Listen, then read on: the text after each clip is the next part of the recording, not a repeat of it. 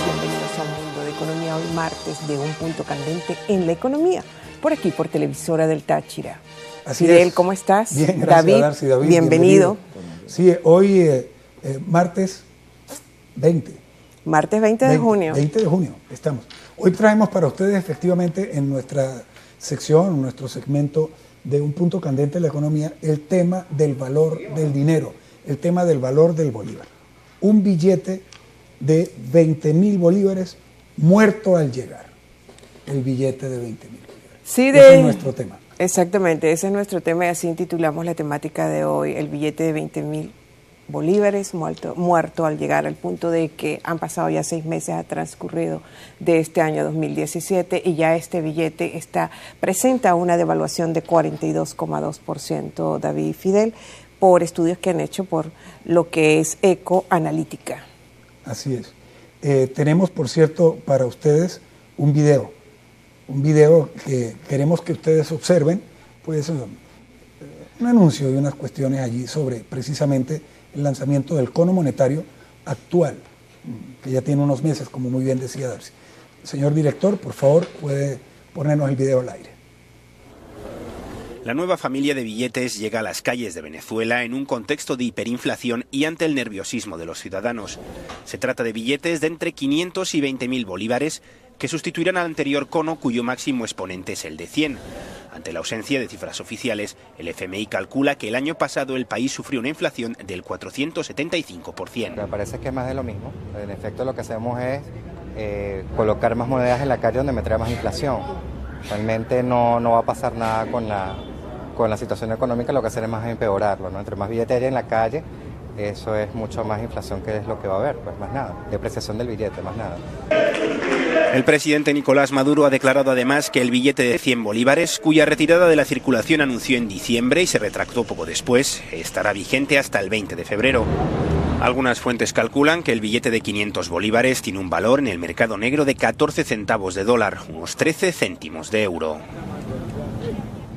Bueno, bien, tal como ustedes pudieron escuchar en ese video, ahí hay referencia de que la inflación fue de más de 500%, ¿no? La estimación de la inflación para el año pasado fue de más de 800%, ya han transcurrido, repito, más de 6 meses desde que el gobierno y el presidente Nicolás Maduro presentó los billetes con las nuevas denominaciones. Sin embargo, este billete de 20.000 bolívares llegó, pero ya está muerto. ¿Por qué? Aparte de que han sido pocas las denominaciones de estos billetes en circulación por todo el país, ya está devaluado en 42,2% por la inflación tan desmedida que se vive aquí en Venezuela. El presidente Maduro, sin embargo, le ha dado mucha prórroga a la circulación del billete de 100 bolívares desde diciembre pasado, al punto que la gente pues ya no cree las fechas y las prórrogas que da para retirarlos totalmente de la circulación nacional, David. ¿Qué hay de todo esto? Un billete que todavía no hemos visto. Yo particularmente no he visto el billete de 20.000 bolívares todavía. ¿Tú lo conoces, David? Y no. Ya tiene 42,2% de devaluación. O sea, vale 10.000. El gobierno no puede reemplazar el cono monetario. Parece que puede imprimir un número muy pequeño de billetes, esa distribución llega con retraso, no toma medidas antiinflacionarias y la moneda se sigue devaluando. De Correcto. Manera que cuando el billete puede entrar en circulación, ya ha perdido una importante parte de su valor. Esa es la situación que presenta ahorita este país. Sí, y efectivamente es lo que muchos economistas han señalado, David y amigos. Efectivamente, porque la inflación sigue corriendo, la devaluación sigue corriendo. De hecho, hace unas semanas, y nosotros lo tuvimos aquí como tema, con el lanzamiento del nuevo DICOM o con la fase 2 del DICOM, de la divisa controlada por el gobierno, en la nueva fase que se anunció como manejada por el mercado. Este dólar tuvo un incremento de valor realmente fuerte, cercano del 200%, puesto que subió de 725 a más de 2.250, que fue el último valor de la tercera subasta que hubo, por cierto, la semana pasada.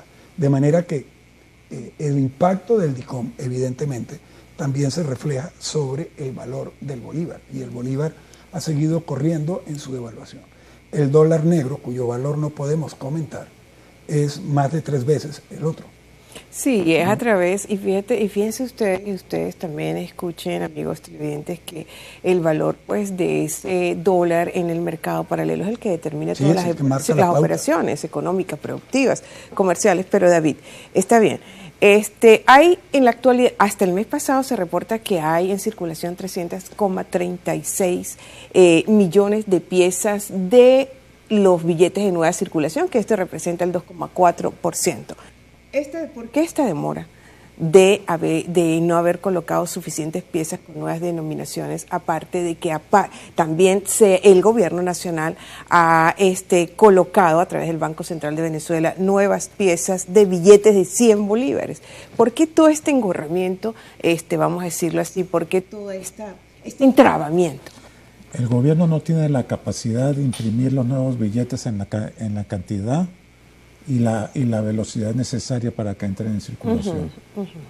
O sea, 2.4 de la masa monetaria de nuevos billetes es muy poco. Y eso lleva ya 6 meses. Exactamente, es así. Segundo, está el problema de que no hay medidas de que el gobierno no ha tomado medidas antiinflacionarias, no ha unificado los tipos de cambio, y la tasa de ICON se sigue devaluando. Eso es una devaluación del bolívar. Así es, y efectivamente porque el gobierno puede tomar cualquier cantidad de decisiones en materia de aumentar la masa monetaria en el circuito económico o como de hecho se hizo, lanzar un nuevo cono monetario con billetes de muchísimo mayor valor que los del cono monetario anterior, ya devaluado por el efecto de las circunstancias. Pero si no se ataca el origen, las causas, las razones que generan la inflación y la devaluación del bolívar, todos esos esfuerzos son agua entre los dedos, se diluyen. Exactamente, y de ahí que pues me cabe preguntar aquí a nuestro compañero de esta sección de todos los martes, como es un punto candente en la economía, ¿por qué tanta demora para tomar medidas antiinflacionarias? ¿Por qué tanto retraso, vamos a decirlo así? Esta pregunta queda para el próximo segmento. Por ahora debemos cumplir compromisos comerciales y ya regresaremos con más de Un Mundo de Economía por aquí por su televisora del Táchira.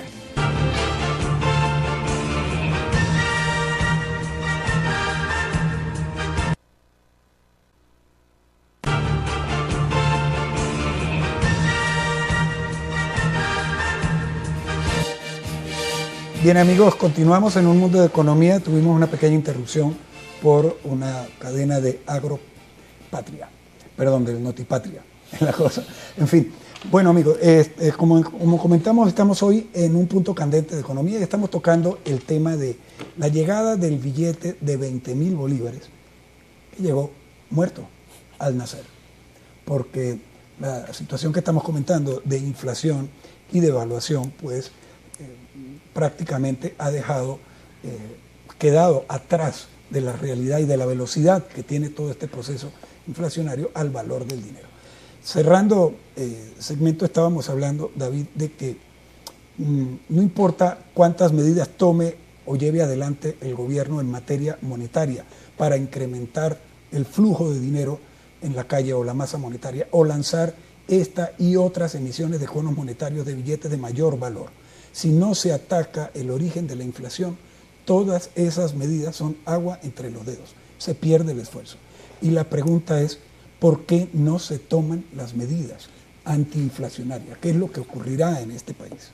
Que el gobierno no lo hace. Las medidas antiinflacionarias no se toman porque eso significa cambiar el modelo económico y eso no está dispuesto a hacerlo el gobierno. Va en contra de sus principios filosóficos y de sus principios políticos.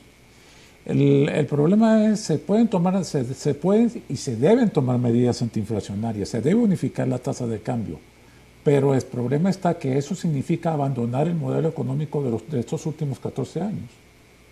Y eso no está dispuesto a hacerlo el gobierno, por razones políticas. ¿Y por costo político? Pues se incluye también costo político, razones políticas. Claro, pero yo no sé si habrá más costo político en el hecho de sostener la situación, porque fíjate cómo está el país. O sea, estamos llevando una decisión política que va a traer muy malas consecuencias económicas. Pero es esencialmente una decisión política. Tomar las medidas antiinflacionarias es una decisión política. Y aquí, David, vale, ustedes están hablando de costos políticos y yo me atrevería a decir que el costo económico que está pagando el gobierno actualmente es elevadísimo, muy por encima que el costo político, el costo económico, al punto que ellos plantean la constituyente como una opción posible y la única salida para cambiar el modelo petrolero, de llevarlo de un modelo petrolero a un modelo postpetrolero, pero esto no quiere decir nada. El modelo petrolero, si nosotros nos vamos a la División Internacional del Trabajo por los países, ok, somos un país petrolero, desarrollemos un modelo petrolero, pero que permita diversificar ese modelo a sectores altamente productivos y de diversificar la economía. Entonces, pareciera ser que como que hay mucha... Y no pareciera ser, sino simplemente son los resultados de la situación que está viviendo el colapsamiento de la economía nacional. ¿Por qué no se toman medidas antiinflacionarias? ¿Por qué no se va unificando hacia el tipo de cambio? ¿Por qué no se hace una reestructuración del gasto público? Es el recetario que decimos todos los economistas todos los días. Y han pasado ¿cuántos años ya? Básicamente el gobierno no quiere tomar la decisión política. No quiere desmontar el control de cambio, no quiere unificar las tasas de cambio. Decisión económica. Sí, claro. La decisión política prima sobre la decisión económica. Lamentablemente. Con muy malas consecuencias para todos nosotros. Lamentablemente, porque... Y en consecuencia lo que hace es correr hacia adelante, huir hacia adelante. Por eso me pareció muy bueno lo que señalaste, Darcy, con respecto a la constituyente. Porque entonces ahora, vale, se toma como solución de todo el problema lanzar una constituyente para modificar absolutamente todo lo que hay en el país. Y la pregunta es, ok, vamos a modificar la constitución para crear un nuevo modelo económico post-petrolero. Pero ¿quiénes lo van a hacer? Quienes no hemos podido construir a lo largo de décadas un modelo económico petrolero que funcione, no lo tenemos y entonces ahora vamos a crear algo postpetrolero que se supone va a funcionar como si ahí estuviese el problema.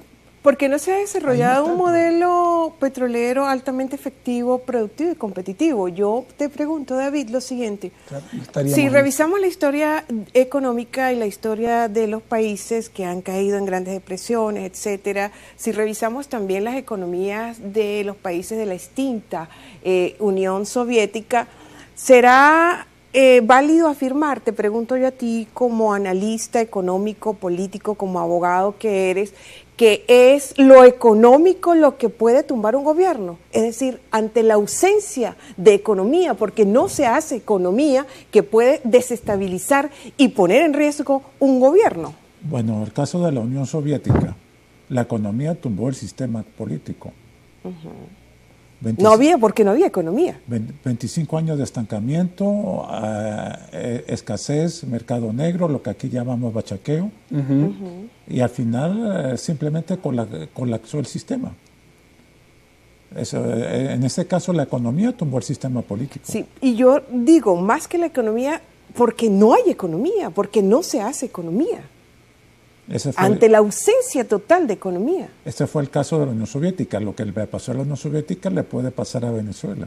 Claro, y por ejemplo, China, un país que estaba empezando a sufrir en algún momento hace décadas una situación similar a la de la Unión Soviética, ¿qué decisión tomaron ellos? Irse a lo que hoy tienen los chinos, un país con dos sistemas, un sistema político, pero atacando el problema económico se fueron a un sistema económico capitalista de alta producción. Y miren dónde van los chinos hoy en día, convirtiéndose ya prácticamente en la primera potencia económica del planeta. China hizo la apertura, China hizo la reforma económica en el año 78. De hecho, lleva cinco grandes reformas económicas estos años, graduales. En el caso de Venezuela, Venezuela necesita una apertura económica, necesita un cambio de modelo económico, que tiene que empezar por la unificación cambiaria y desmontar el control de cambios. Ese es el primer paso. Sí, y yo insisto, David, es algo muy importante que tú dices y que todos lo sabemos y lo decimos día a día como economistas, como estudiosos de lo económico y lo social. Se necesita un cambio de modelo económico, pero un cambio no coyuntural, tiene que ser estructural. y empezar por el cambio en las mentalidades estructuralmente de los futuros gobernantes a venir. Si no, el cambio no será estructural como tal, sino coyuntural por salir del paso. Y no puede ser. ¿Qué opinas tú al respecto? Eso sería gravísimo. Primeramente, el país está sin opciones. Terrible eso. La única opción es ir a un sistema, a un sistema de mercado, un sistema de apertura económica. Esa es la única opción real que el país tiene. Eso tienen que afrontarlo los gobernantes, ya sea actuales o los próximos que vengan. Y no hay opción para otra cosa. Sí, y tienen que hacerlo aun cuando sean de izquierda, de centro o de derecha. El que venga tiene que asumir ese camino, o de lo contrario no hay una salida a la situación del país. Y eso que es así, tú lo has dicho, exacto, es así, perfecto, pero el gobierno que venga, pero hay que ver si el gobierno o quienes sean sus opositores a ese nuevo gobierno dejen hacer, porque sigue la pugna. Por supuesto, no es que la pugna va a estar presente, sin lugar a dudas. Lo que todos esperamos es que haya altura en la discusión. Negociación. Y que el interés nacional prive por encima de cualquier otra cosa. Amigos, tenemos que hacer un corte comercial y regresaremos con ustedes para continuar analizando el tema de hoy, de la pérdida del valor del bolívar, el billete de 20.000 muerto al llegar. Ya venimos.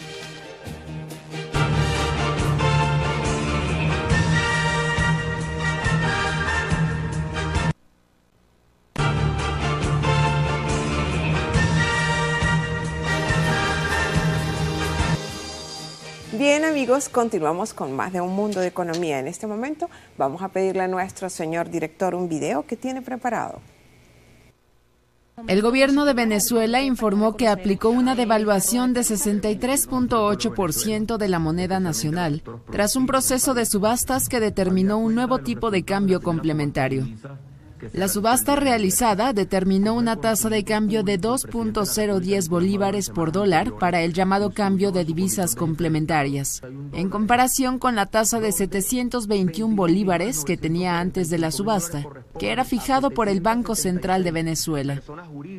El director del Banco Central de Venezuela, Pedro Maldonado, anunció el resultado de la primera subasta en la que participaron empresas y personas naturales para una puja que determinó la nueva tasa de ICOM.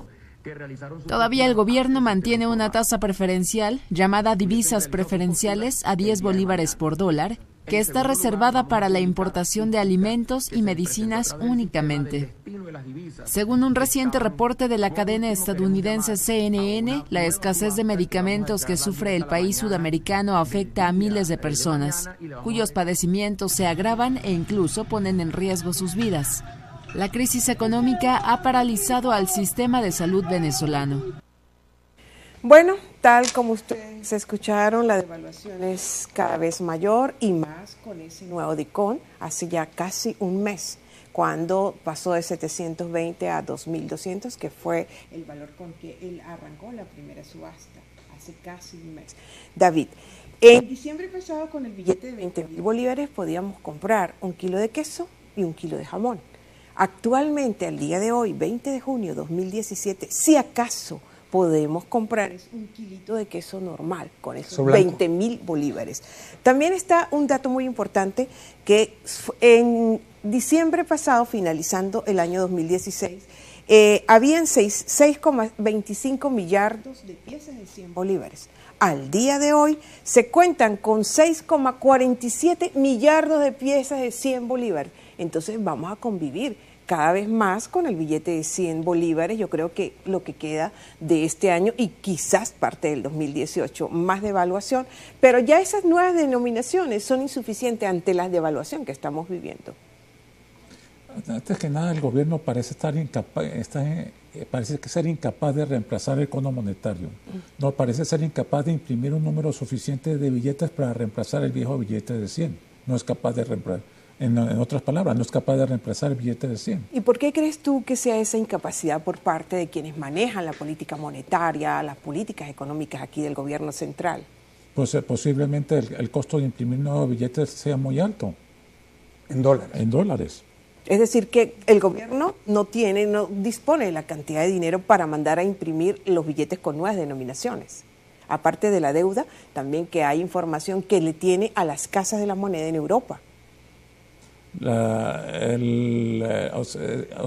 Reemplazar el cono monetario completamente es una inversión grande en dólares, en divisas. Sí, pues estamos hablando de millones de piezas de billetes. Millardos. Millones de millones. Hasta ahora la nueva emisión de billetes es apenas un 2.4 de la masa monetaria. Si se empezara a reemplazar el billete de 100, eso debería ser el 100%. Claro. Así es, por eso es que no vemos los billetes de nueva denominación. Y de hecho, amigos, con la inflación y con la devaluación que estamos viviendo, ya el sistema económico nacional requiere de billetes nuevos de mayor denominación en este nuevo cono monetario. Y ya debería estar el Banco Central de Venezuela estudiando la emisión del billete de 50.000 bolívares y de 100.000 bolívares, aun cuando eso nos provoque urticaria el solo hecho de mencionarlo. Wow, Dios porque mío. hay que ver. Claro. Hay que ver Se lo que necesitan significa. de esas denominaciones porque las proyecciones del Fondo Monetario Internacional de inflación para este año aquí en Venezuela está entre 1.500 y 2.200. Bueno, Darcy, si te vas a comprar 5 kilos de carne, ¿cuánto te cuesta? Dios mío. ¿Cuál es la caja de dinero, el bulto de dinero en billetes de 100 que tú tienes que sacar para comprar 5 kilos de carne en el supuesto que los puedas comprar? Bien, David, ya para finalizar, tu conclusión. La política monetaria es un conjunto. Las medidas del nuevo cono monetario, las medidas antiinflacionarias, las medidas de unificación cambiaria, todo tiene que